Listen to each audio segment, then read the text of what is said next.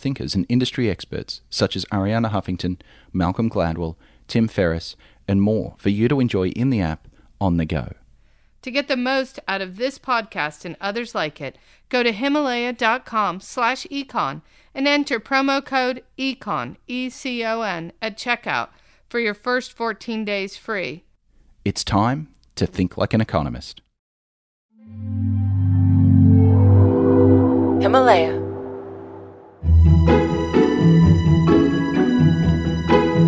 You're listening to Think Like an Economist, a Himalaya learning production. For exclusive content like bonus episodes and supplemental materials for this podcast and others like it, go to Himalaya.com/econ and enter promo code ECON, E-C-O-N, at checkout to get your first 14 days free.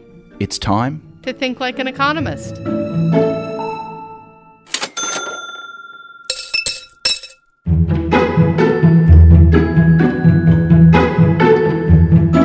This is Think Like an Economist, and I'm Betsy Stevenson. And I'm Justin Wolfers. We're on a mission to teach you the tools of economics that will transform your life and help you make the best decisions for you. Our friend Naztaran Tavakoli-Far studied economics, and she joins us.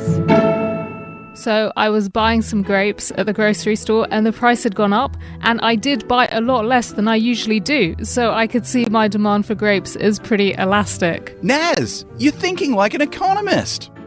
Today, we're going to add another element to the mix. What happens when governments get involved in markets? We've learned that supply and demand determine the prices and quantities of the things we buy and sell. But for many of the things you buy or sell, in most countries, government's going to have some kind of impact in the market. Let's take something as simple as soda. Betsy doesn't like me to drink it in front of the kids, but the truth is, I love it. It's terrible for you. And the government tries to help me out by making soda more expensive so Justin will drink less. So it's not just Justin, Coke, and our local grocer who are interacting and determining the price of soda. The government is right there in the mix by regulating some of the ingredients, parts of the production process, and often taxing soda. So if I think about it, it seems the government is involved in some way in everything I buy. Government is pretty pervasive. I mean, as one example, taxes can be used to get people to buy less of things that are bad for your health, like cigarettes, alcohol, and soda. But the government also needs revenue to pay for things that we want in society. There's a long history of taxing things like tea and whiskey to raise that revenue. Betsy, you aren't going to start singing Hamilton lyrics, are you? Hey, people do get a little frisky over taxes. In this episode, we're going to try to understand the effect that government regulations and taxes have on markets. We're going to put aside the question of when these government actions help and when they hurt, because we're going to dig into that in future episodes. And I know people have a lot of strong views about it. That's why it helps to ask what effect government has before trying to decide if it's a good or a bad effect. Okay, and what are the ways that governments can influence things like how much we buy and sell and also prices? The government has three main tools. It can tax things, it can use price regulations which constrain the price that can be charged, and it can use quantity regulations that limit the quantity of a good that people can buy or sell. Here's the big idea. None of these government policy levers are going to suspend the forces of supply and demand. So everything we've learned about how buyers and sellers make choices still applies.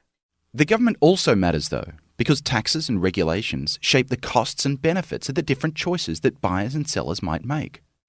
Let's start with taxes. So here's an example. Philadelphia put a tax on sweetened beverages. So that means that there's a 30-cent tax on a 20-ounce bottle of soda. It's been really controversial because a lot of people stopped buying soda. That's just the law of demand at work. If taxes raise the price of soda, I'll buy less. So one way for the government to get people to buy less soda is to put a tax on it. Hang on, doesn't it depend on who has to pay the tax? I mean, I'd only cut back on my soda consumption if I had to pay the tax. If it's a tax that a company like Coke pays, why would I care? Well, let's think through what would happen if a seller just tried to add the 30-cent tax to their old price. Try to pass that whole tax on to the consumer, because they were assigned to pay it. So a $1 soda becomes $1.30. I don't think I'd buy it at that price. Bingo! And this is where market forces take over. Coke still wants to supply as much soda as before, but you don't want to buy as much. So there'd be a surplus and a glut of soda on the market. And what's that going to do to the price of Coke? A surplus means there's more soda for sale than people want to buy. That will lead the price to fall. You bet! And how far will it have to fall?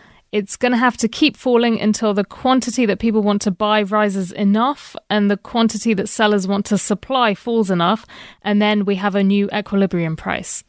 Remember that the law of demand says that we tend to buy less of something when the price is higher, and the price elasticity of demand tells us how much less we will buy when the price goes up. So if the demand for soda is elastic, buyers will respond a lot to a small change in price. Whereas if it's inelastic, they won't respond much at all. Yeah, so I remember if there's a lot of substitutes for sweetened beverages, like water or coffee, people are going to buy less soda. Now put yourself in the shoes of sellers. You tried passing a tax on to your customers, but they ended up buying a lot less soda. So now let's look at the other extreme. What happens if sellers don't pass on any of the tax to their customers? So imagine that the sellers in Philadelphia didn't change their prices at all. They have to pay a 30-cent tax on each bottle of soda, so their marginal cost just rose by 30 cents a bottle. That higher marginal cost means that they'll want to sell less. But if consumers are seeing the same prices, they haven't changed how much they want to buy. So there will be shortages, and the shortage will push the price up. You got it. It's the exact same process we talked about when describing how the market gets to equilibrium. The only difference is that the government has introduced a new cost in the market. This raises the marginal cost of soda. So even when sellers have to mail the tax into the government, it leads buyers to pay more and sellers to receive less after tax. The market finds a new equilibrium in which the tax is shared. Now, here's the really mind-blowing part. The market finds the exact same equilibrium, regardless of whether it's the buyer or the seller who has to send the tax into the government. This is because it's market forces and the price elasticities of demand and supply that determine the price the buyers pay and the seller receives once we account for the tax. The thing is, once a government puts a tax on something, market forces take over. And it's those market forces, rather than the government, that determines who'll actually end up paying more. So governments intervene, but the market sets the price and the new quantity of how much will be bought and sold. Yeah, so even if the price that buyers pay for a soda initially spikes from $1 to $1.30, it'll then start to fall because the ensuing soda glut will push the price of soda down. So instead of paying $1.30 for a soda, you might end up paying, say, $1.20. So I get that both me and the seller pay the 30-cent tax between us, but I'm still unclear on who pays how much. There's been some really careful studies about what happened in Philadelphia, and it turns out that buyers paid roughly 2/3 of that soda tax and sellers 1/3. What does this mean in practice? It means that the new price of the soda, including the tax, may have risen from $1 to $1.20, so buyers were paying 20 cents more. Now remember, of that $1.20, 30 cents goes to the tax man, and only 90 cents goes to the seller. So the amount the seller is getting has fallen by 10 cents. So, Naz, one thing you might be wondering is, who pays the big half and why? And what that really comes down to is how much you're willing to change your behavior. What we've learned with Philadelphia is that consumers didn't stop buying soda.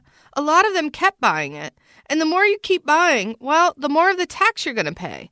And so sellers, if they're willing to stock their shelves with something else to get water in the store, put chips on the shelf, then they're going to pay less of the tax. So it's really about how buyers and sellers change their behavior in response to changes in price. Or to say that in economics, who ultimately bears the burden of the tax depends on the relative elasticities of demand and supply.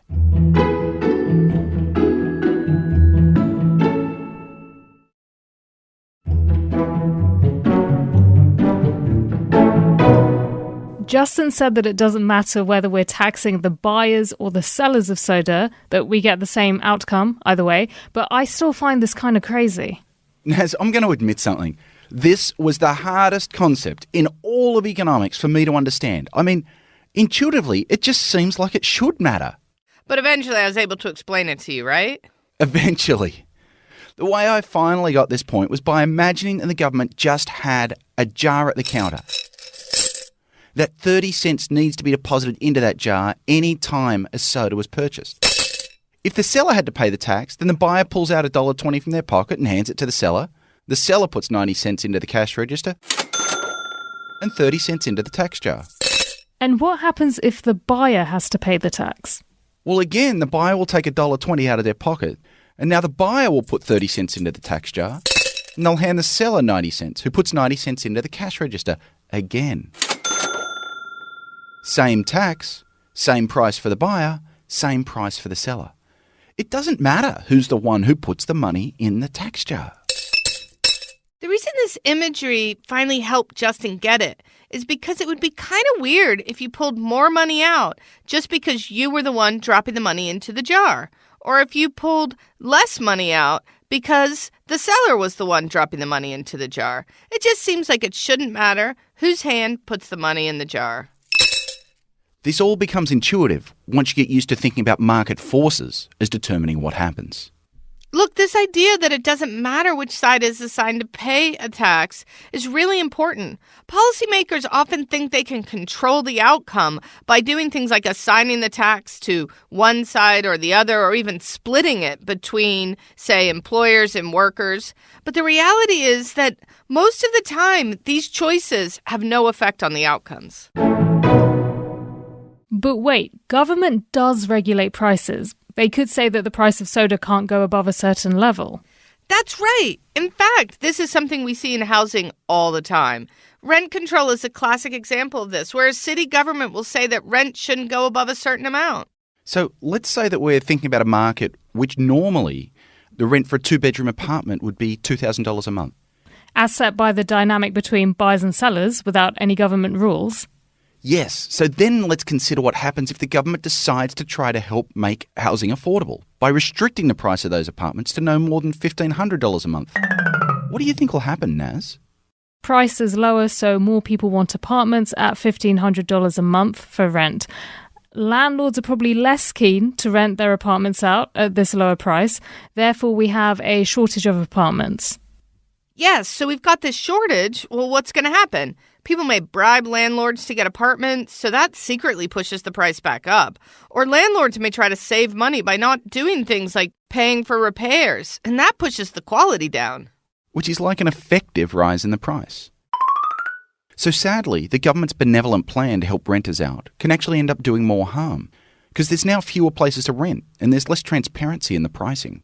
And governments sometimes do the opposite. They set what we call a price floor, which is a price above the equilibrium price. And let me guess, a surplus can arise. You got it. The government does this all the time with agricultural products, setting the price high.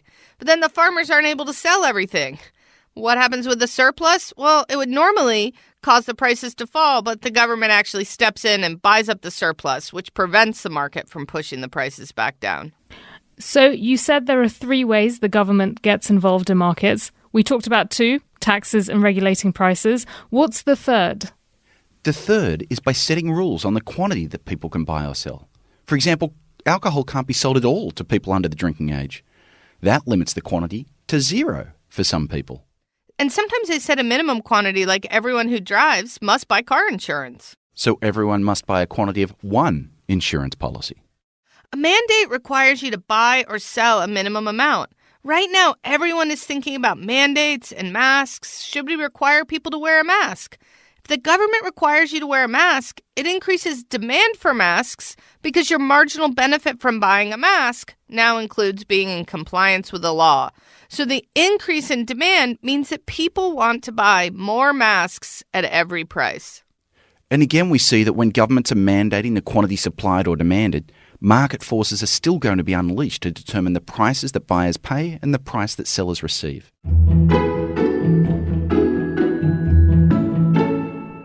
We've talked of tax, but where do government subsidies fit in? So you might also be thinking that the government affects the economy through subsidies. That's dead right. The way economists think about this is, a subsidy, when they pay you to do something, is just a negative tax. So you can work through the same market forces that we just did with a tax when you think about a subsidy. And what you'll find is that no matter who the government gives a subsidy to, that subsidy is going to be shared between buyers and sellers. The big difference It's that a tax leads people to do less of something, while a subsidy leads them to do more. It's important to remember that we haven't considered whether these policies are helping improve welfare, potentially making the economy bigger and more efficient or fair. Regardless of whether government is hurting or helping, it shapes the market, and sellers know it. For example, during the COVID crisis, I heard from a friend who makes COVID tests, and he was complaining that it was hard to know what market demand and supply was going to look like because he didn't yet know the government policy around tests. Are they going to subsidize them? Are they going to require them for certain activities? In these cases, he should make more. For him, the government is important because he knew that demand for his product will ultimately depend on government policy.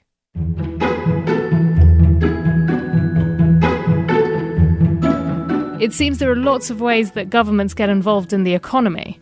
Yeah, Naz, there are. And there are often really good reasons for those actions. But there are two important things to take away. The first is that the government doesn't suspend market forces. The government changes incentives by shaping costs and benefits. And market forces then determine what happens. The second big takeaway is that when the government tries to influence prices, then quantities will adjust.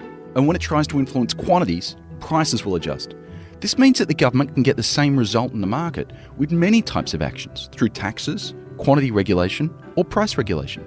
It's actually why you see so much lobbying, because everybody wants the regulation that benefits them the most, and no one wants taxes because the government gets the money. Well, taxpayers want taxes. They want other taxpayers to pay them. And so, over the next few days, is there any way we can start practicing thinking about the ways the government intervenes in markets? In past episodes, I've asked you, as you go about your daily economic life, to think about demand and to think about supply and how they shape the choices you're making. This time, what I want you to do is think about the role that governments play in the things that you buy. Food safety, childcare centres, financial products. Just about everything in the economy is touched by the government in some way.